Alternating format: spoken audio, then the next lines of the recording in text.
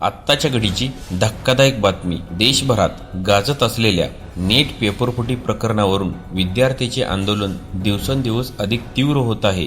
दिल्लीतील जंतर मंतर येथे हजारो विद्यार्थी न्यायाच्या मागणीसाठी एकत्र आले असून आंदोलनामुळे राजधानीतील राजकीय घडामोडींनाही वेग आला आहे.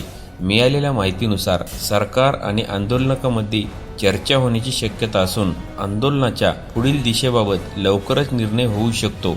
आंदोलनाचे नेतृत्व करणाऱ्या कॉंग्रेस जनता पार्टीने सरकारसोबत चर्चेसाठी तयारी दर्शवली असल्याची माहिती समोर येत आहे. दरम्यान पंतप्रधान नरेंद्र मोदी यांनी रात्री उशिरा एक व्हिडिओ संदेश प्रसिद्ध केला आहे. या संदेशात त्यांनी पेपरफुटी रोखण्यासाठी कठोर कायदेशीर उपाययोजना करण्याचा सरकारचा निर्णय व्यक्त केला आहे.